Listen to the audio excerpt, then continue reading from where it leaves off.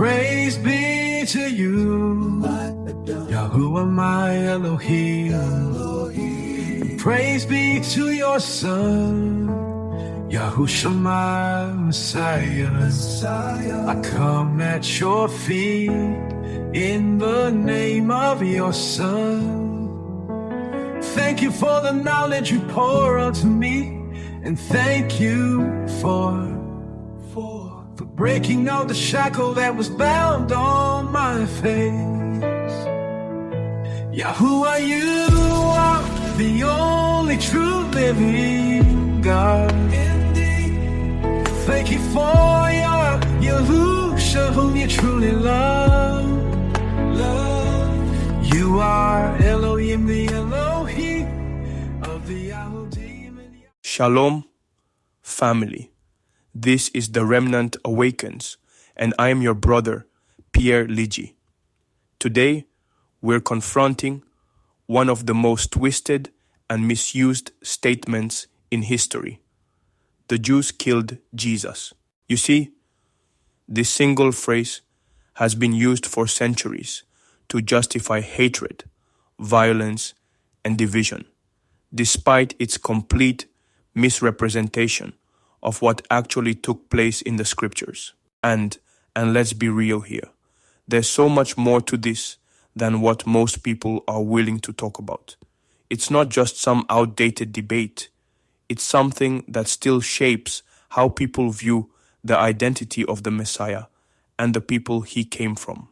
So, I think we've got to ask ourselves, what was really going on during Yahusha's trial and execution? Who held the power, and why was such a perfect sacrifice even necessary?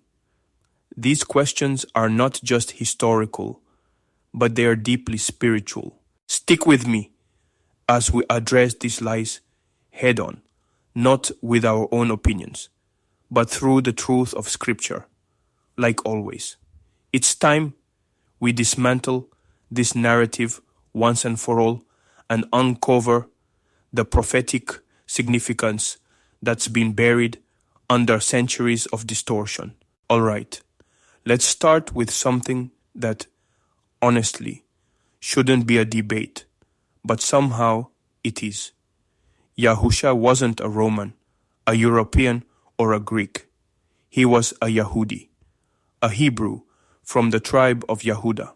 We know this from Scripture, from his lineage, his upbringing, his language. Everything about him points to this identity. And when people ignore that, they're ignoring the very foundation of who Yahusha was and what he came to do. Think about it. He was born in Bethlehem, raised in Nazareth, spoke Aramaic and Hebrew, and worshipped in the temple like any observant Yehudi of his day. This isn't just a detail. It's central to understanding the prophetic mission Yahusha fulfilled. You see, the tribe of Yehuda isn't just about heritage.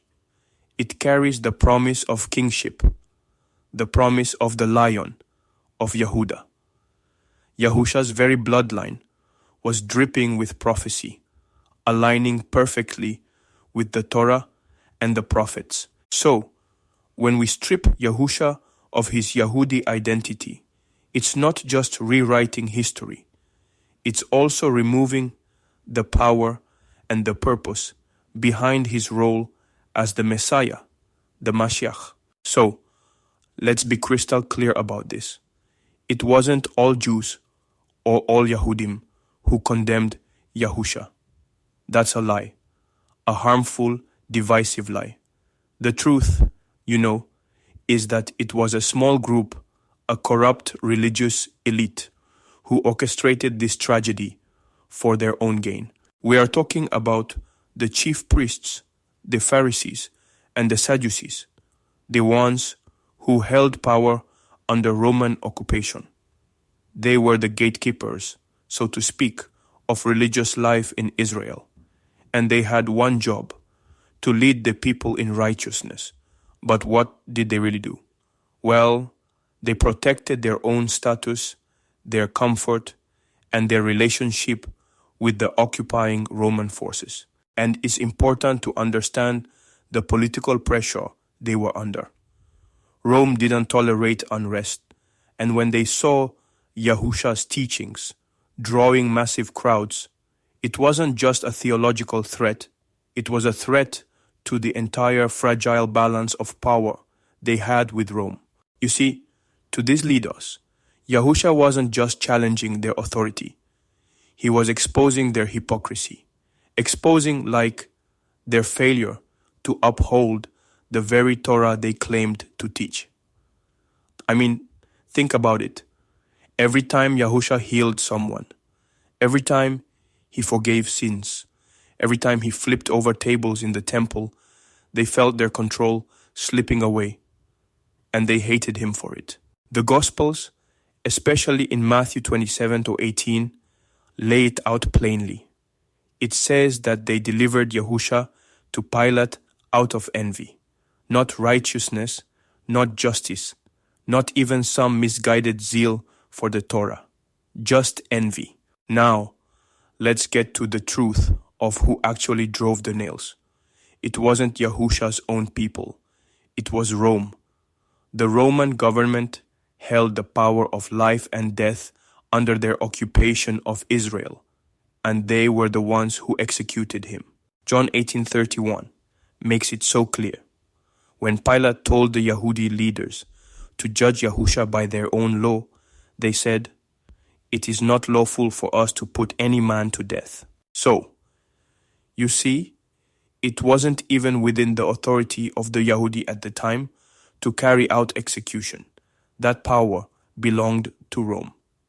They controlled every aspect of governance in Judea, including criminal sentences like crucifixion, one of the most brutal punishments reserved for the worst offenders. And honestly, family, this detail matters. It removes the false blame that's been placed on the entire Jewish people throughout history. This was a Roman method of execution carried out by Roman soldiers, ordered by a Roman governor, Pontius Pilate. But why Pilate? Why did he allow this? Some say it was political pressure. Others see it as cowardice, or maybe just sheer indifference. Whatever the motive, Pilate chose to uphold Rome's authority and protect his own position rather than intervene in what he clearly knew was an unjust trial. And that's why we need to understand this complex political and historical backdrop.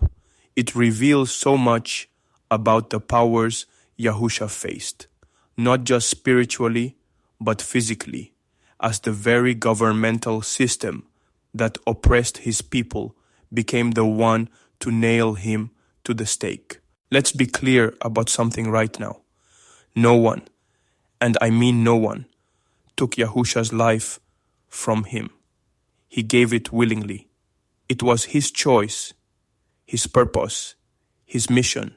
John 10:18 couldn't say it more plainly. Yahusha himself declared, "No man takes it from me, but I lay it down of myself." Think about that, family. He wasn't a victim. He wasn't helpless. He was in complete control, even as nails were driven into his hands and feet. And you know, this wasn't some spur-of-the-moment decision. This was the plan from the beginning. The lamb slain from the foundation of the world. His blood wasn't spilled. It was poured out intentionally, fulfilling the prophetic scriptures like Isaiah 53 and Psalm 22. You see, Yahusha's death wasn't because he was weak or overpowered. It was because of love, a love so deep it's hard to even comprehend. He saw the brokenness of humanity, the sin, the rebellion, and he said, "I'll take that. I'll bear the weight of it all." And let me remind you, family, that this was all within his authority. Yahusha said He had the power to lay down his life and the power to take it up again. He submitted to the Father's will, not because he had to, but because he chose to redeem us through that ultimate act of sacrifice. But here's what I need you to understand. This wasn't just about his death. His willingness to lay down his life was inseparable from his identity as the Good Shepherd, as the Messiah who came to rescue his flock. Yahusha was showing us that true leadership, true kingship, isn't about domination. It's about service and sacrifice. Now, family, let's talk about a detail that's often overlooked, but it's something I believe we need to address head on. The term Jew, as we use it today, it's, well, a much later invention. The word is actually a modern, Greek-influenced replacement for the original term Yahudi. You see, Yahusha wasn't referred to as a Jew in his lifetime. He was a Yahudi, a descendant of Yehuda, the tribe that carries such deep prophetic significance. But over the centuries, as Greek and Latin influences spread, the language got, kind of distorted. The original meaning was stripped away, leaving behind a term that doesn't even capture the fullness of what it means to be part of the tribe of Yehuda. And here's why this matters. And I need you to stick with me on this. Because when the true origins of the term are lost, so is the connection to the identity, the lineage, and the covenant promises that Yehuda represents. It's not just a semantic issue. It affects how we understand Scripture, how we view history, and even how we interpret prophecy. Think about how much has been lost or altered because of this linguistic twist. When people read Jew in the English translations of the Bible, how many of them realize it's referring to the Yahudim, the Yahudi people who were living under Roman occupation, who carried the heritage of Yehuda, and who worshipped in the temple? And speaking of Yahudi people, let's not forget something critical about Yahusha's time. There wasn't a single unified Jewish community the way some might imagine today. No, there were divisions, sects like the Pharisees, the Sadducees, the Essenes. Each group had its own interpretations, its own power struggles. It wasn't some monolithic society. That's why the actions of a few shouldn't be used to define an entire people. This distinction is so important, family. If we misunderstand the context, if we ignore the nuances, we risk falling into the same trap, repeating the same distortions that have twisted history and faith for generations. So, who really killed the Messiah? When we put it all together, historical facts, spiritual truths, and the scriptures, it becomes clear that no single person or group can bear all the blame. The truth is far deeper, far more layered than the surface level accusations so many have clung to. On a human level, we've seen that it was a mix of individuals, Roman authorities with the power of execution, a select group of corrupt priestly leaders acting out of envy, and a crowd influenced in the heat of the moment. But none of that, family, none of that can overshadow the divine plan behind it all. Yahusha didn't die because humans overpowered him. He wasn't a victim or a martyr to some political scheme. He willingly gave up his life. Why? To fulfill prophecy, to redeem the brokenness of mankind, to carry the weight of sin that we could never bear on our own. And think about this. His death wasn't just a tragic event. It was the ultimate victory, the beginning of restoration. John 3:16 tells us so clearly that Yah loved the world so much that he gave his only begotten Son. This wasn't about assigning blame. This was about demonstrating love, forgiveness, and redemption on a scale we can hardly comprehend. Family, we've got to be careful with the narratives we accept. Blame and hatred are distractions from the real message of the cross. They keep us divided instead of united in the truth that Yahushua's sacrifice was for all of us. Wherever you are, whatever your background, this act was, and still is, an invitation to return, to be restored. So, as we reflect on everything we've covered today, whether it's the historical context, the prophecies fulfilled, or the lies that have been passed down through the generations, let's commit ourselves to truth. Let's reject the distortions and embrace the love and redemption that's at the center of Yah's plan for us. And that's all for today, family. I'm Pierre Ligi, your brother from the tribe of Yehuda, and this is The Remnant Awakens. If this message stirred something in you, don't keep it to yourself. Like this video so it reaches more people, subscribe if you're awakening to truth, and comment below with what stood out to you most. And if you know someone still sleeping, share this episode with them. Until next time, Shalom. See you all on the next episode.